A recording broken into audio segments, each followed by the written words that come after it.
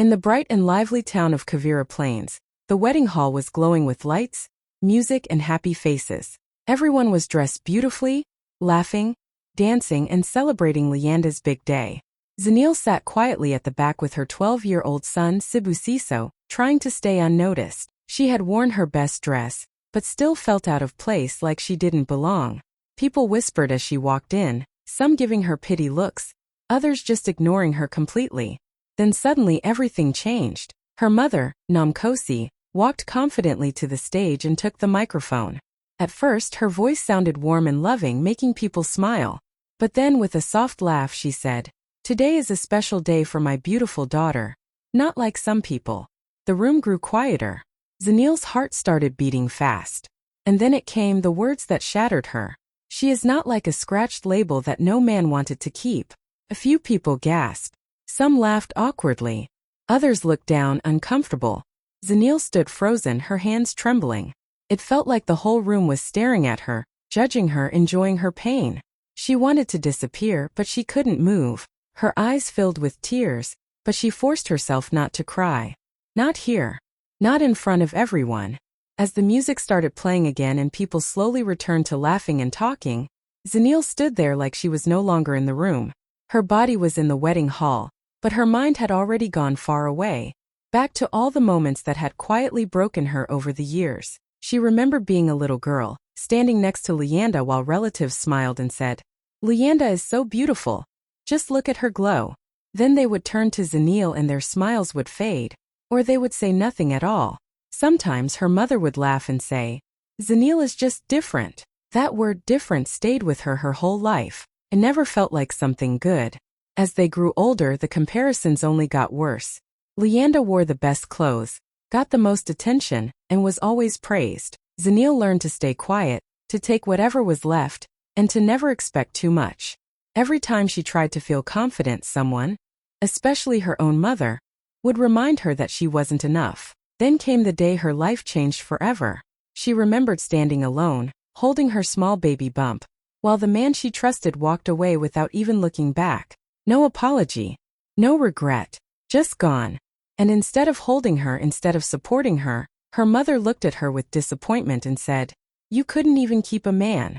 Those words cut deeper than anything else. From that day on, everything became her fault. If she struggled, it was because she wasn't smart enough. If she cried, it was because she was weak. People left her, it was because she wasn't worth staying for. That's what she was made to believe.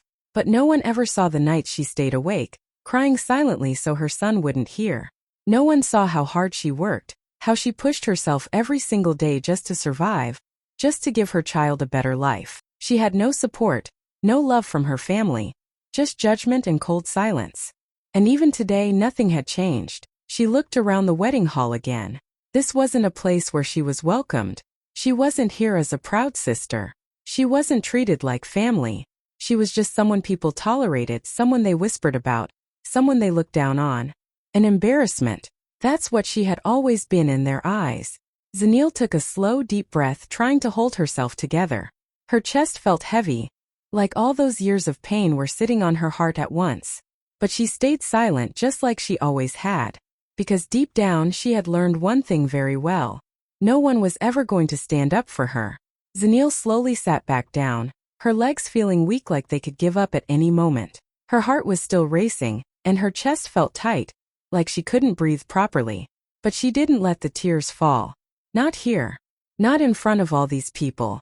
She forced a small, shaky smile onto her face, even though it hurt. She gently held her son's hand, trying to calm herself down through him. Under her breath, so quietly that no one else could hear, she whispered, "Not today. I won't break today." It was something she had told herself many times before, in many painful moments. And somehow she had always managed to stay standing. But this time felt different. Around her, the whispers hadn't stopped. People were still looking at her, some with pity, others with judgment. A few were even smiling like they had just watched something entertaining. It felt like she wasn't a person to them, just a story, just gossip. Every small laugh, every side glance, it all hit her like sharp needles. She kept her head slightly down, pretending not to notice. Pretending like she was strong enough to ignore it all. Because that's what she had trained herself to do. Stay quiet, stay calm, don't react. But someone was watching everything very carefully. Sibusiso. He sat next to her, his small hand still in hers, but his eyes were no longer calm. He had seen it all. The moment his grandmother smiled before hurting his mother, the way people laughed, the way his mother froze like she was trying not to fall apart. He didn't fully understand everything, but he understood one thing clearly. His mother was being hurt. He looked up at her face and saw the smile she was forcing. But he also saw the truth behind it, the pain in her eyes, the tears she was holding back, the way her fingers were slightly shaking. And in that moment something inside him changed. He remembered so many things at once. He remembered waking up in the middle of the night and hearing her crying softly, thinking he was asleep. He remembered the days she came home tired but still smiled for him, still cooked for him, still asked him about his day like nothing was wrong. He remembered how hard she worked, how she never gave up, even when life kept pushing her down. To him she wasn't weak. She wasn't an embarrassment. She was everything. And now watching people treat her like she was nothing, it didn't feel right. Didn't feel fair. It made his chest feel tight, his hands slowly clenching into fists. The music got louder again. People started laughing like nothing had happened. But inside Sibusiso, everything was getting louder in a different way. The anger, the hurt, the confusion, it all started building up. He looked around the hall one more time, at the people who had just watched his mother being humiliated and said nothing. Then he looked back at her, still smiling, still silent. And in that moment, a quiet but powerful feeling rose inside him. If no one else was going to stand up for her, then he would. Sibusiso sat very still, but inside him, everything was moving fast. His eyes stayed on his mother, but his mind was full of memories he could never forget. He remembered the nights when the house was quiet, and he pretended to be asleep. He would hear soft crying from the other side of the room. Small, broken sounds that no child should ever hear from their mother. He never moved, never made a sound, because he knew she didn't want him to see her like that. But he saw everything. He remembered mornings when she woke up early, even after crying all night. She would wash her face, look in the mirror, and force a smile like nothing had happened. Then she would turn to him with that same smile and say, "Good morning, my strong boy." Like she wasn't the one holding the whole world on her shoulders. He remembered the days she had almost nothing but still made sure he ate first.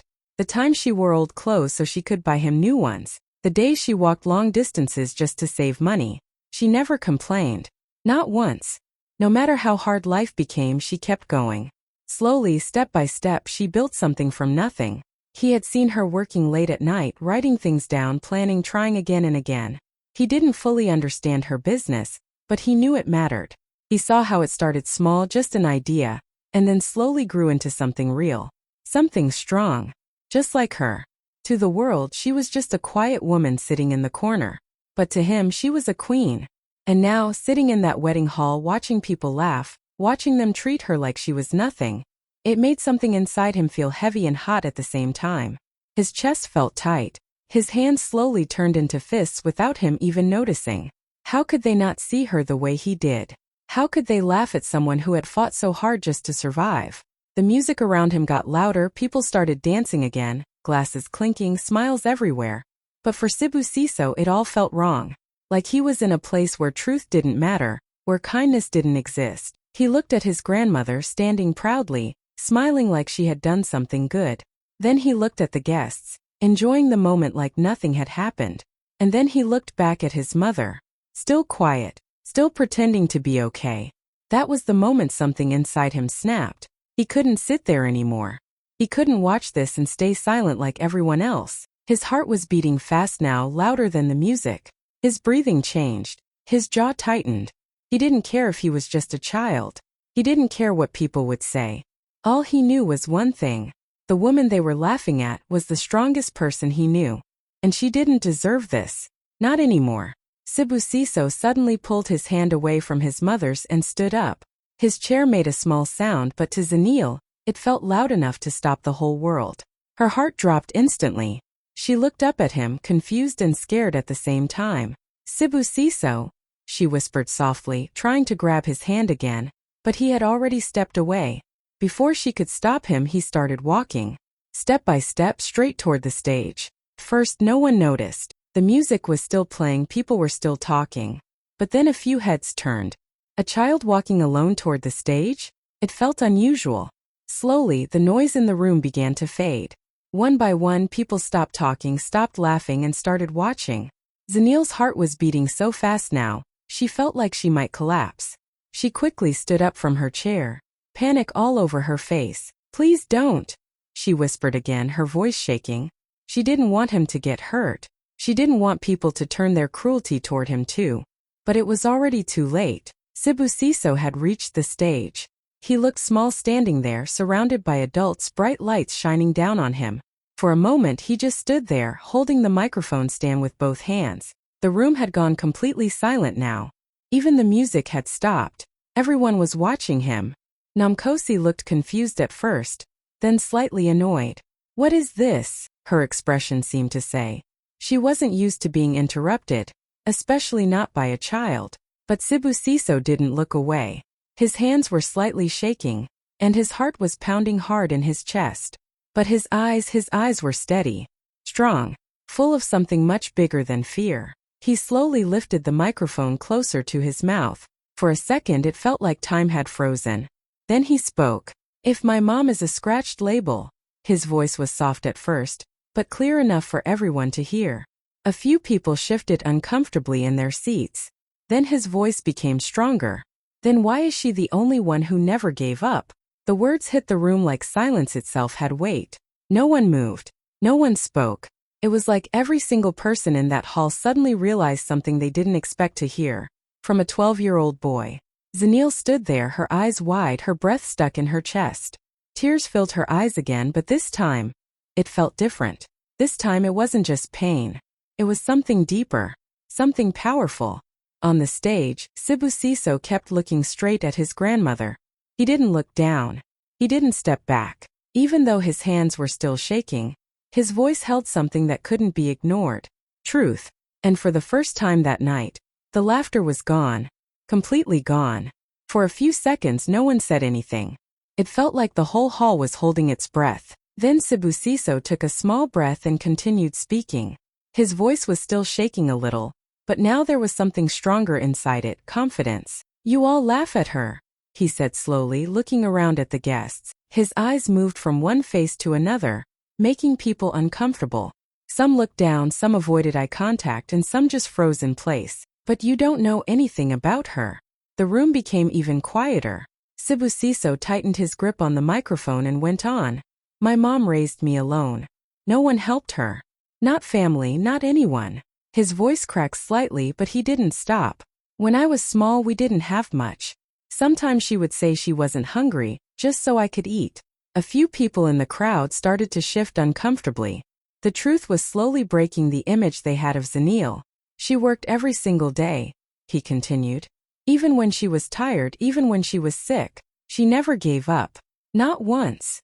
Zenil stood below the stage, tears now slowly rolling down her face. She tried to stop him with her eyes, but deep inside, she knew this was something that had to come out. Sibusiso lifted his chin a little higher. "You call her nothing, but she built everything from nothing." Now people were really listening. "In Nolanga City," he said, "my mom started a small business. First it was just a small idea. But she worked hard day and night. And now it's growing. People respect her there. People know her." Whispers started spreading across the hall. Some guests looked at each other in surprise. Others turned to look at Zenil, seeing her differently for the first time. Sibusiso didn't stop. "And not just that," he said, his voice getting stronger with every word. "She owns properties too. Quietly. Without telling anyone. Without showing off." Now the shock was visible on people's faces. Namkosi's expression slowly started to change. The confidence she had before was fading. She didn't expect this. She didn't know this. Then Sibusiso said the words that changed everything. "You laugh at her," he repeated, his voice now clear and bold. "But you're sitting in a wedding hall she helped pay for." For a moment it felt like the entire world stopped. Then, gasps. Loud, real shocked gasps filled the room. "What?" someone whispered. "Is that true?" another voice said. The whispers grew louder and louder, spreading like fire across the hall. People started looking around in disbelief. Some stared at Namkosi, Some looked at Leanda, but most of them looked at Zenil, the same woman they were laughing at just minutes ago. Now their expressions had completely changed. Respect, shock, regret. Zenil stood there frozen again, but this time not because of shame. Her heart was beating fast, her face wet with tears, but something inside her felt different. For the first time, the truth was louder than the lies, and everyone had heard it. The silence didn't last long. Within seconds, the entire hall filled with whispers, soft at first, then louder than everywhere. Spread like fire.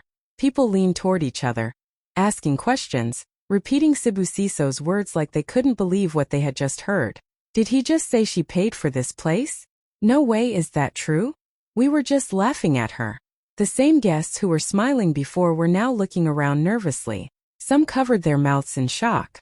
Others avoided looking at Zenil completely, like they suddenly felt ashamed. All eyes slowly turned toward one person, Namkosi. Just a few minutes ago she was standing proudly, holding the microphone, controlling the room with her words.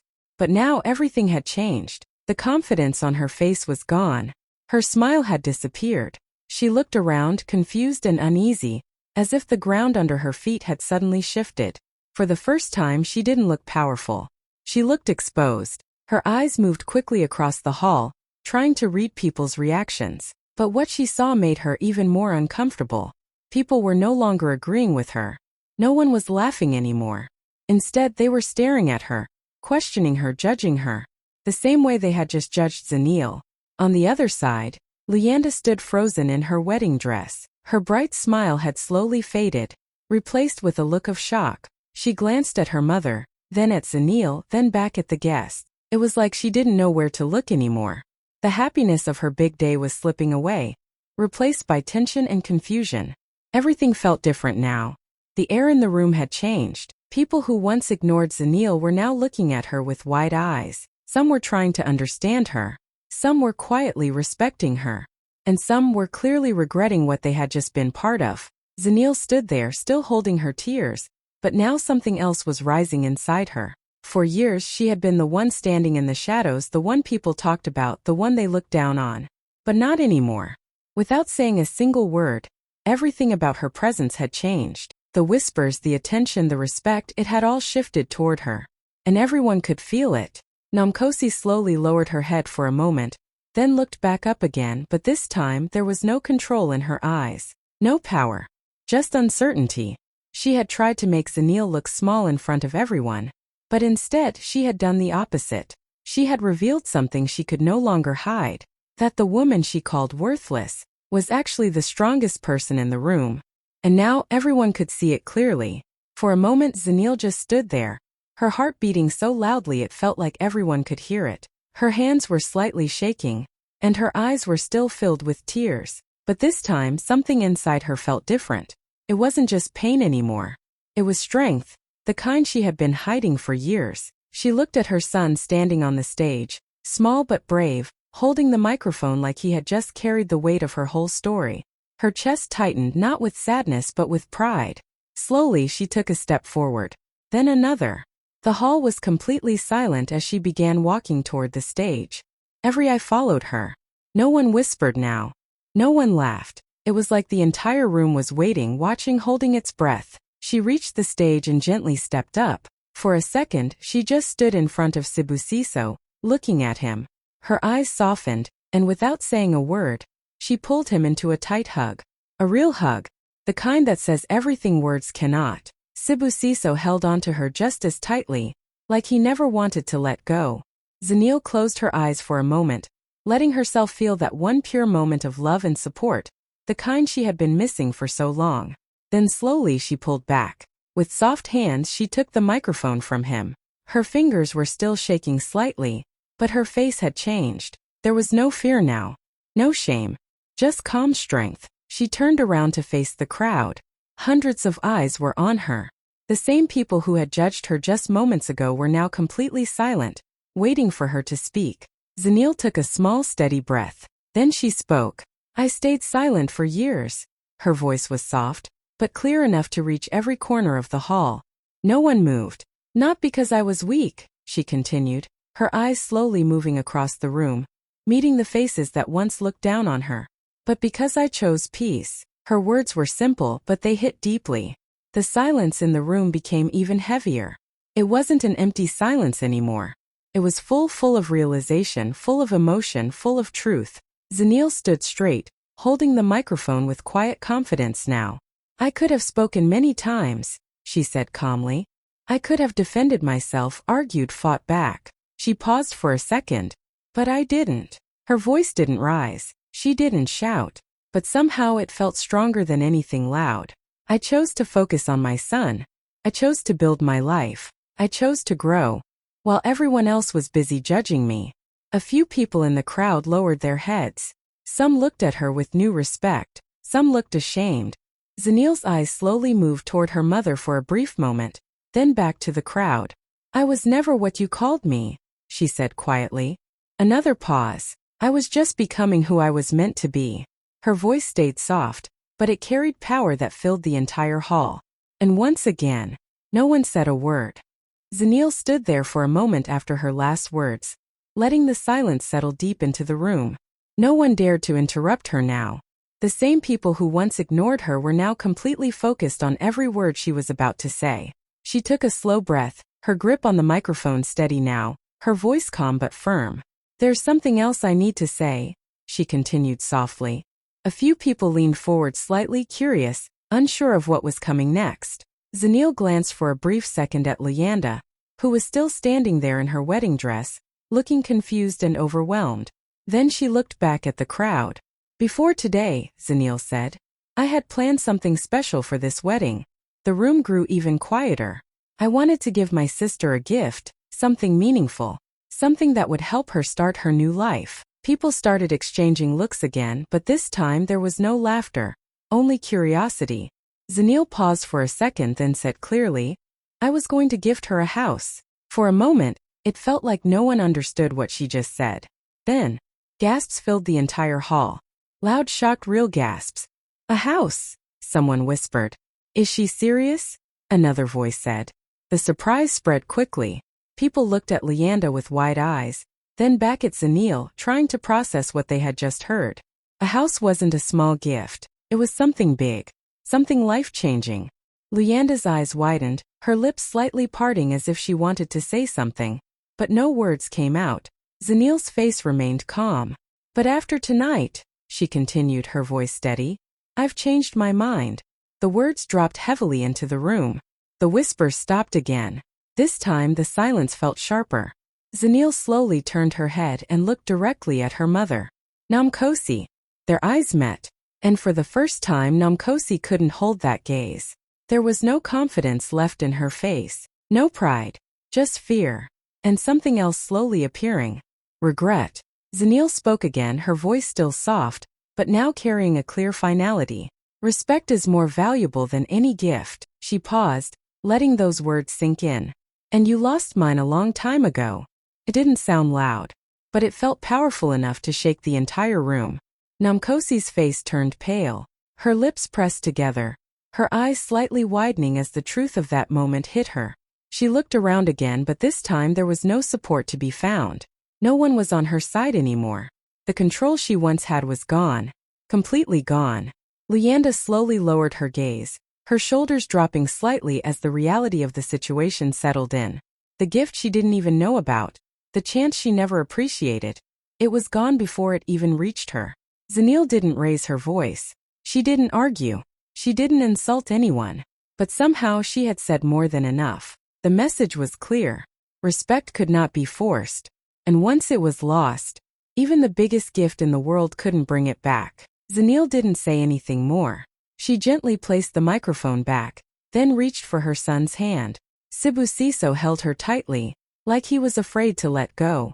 For a second she looked at him again, really looked at him, and her eyes filled with tears. But this time those tears were different. Without looking back, she turned and started walking toward the exit.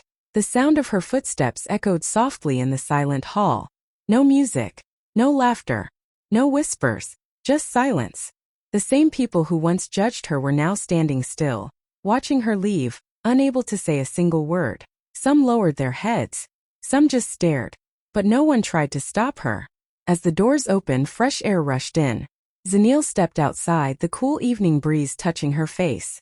The sky was wide and open, filled with soft light. It felt like the first real breath she had taken in years. She stopped for a moment. Then slowly she smiled. Tears rolled down her cheeks, but there was no pain in them anymore. No shame. No sadness. Only pride. Deep, powerful pride. She looked down at Sibusiso, who was still holding her hand.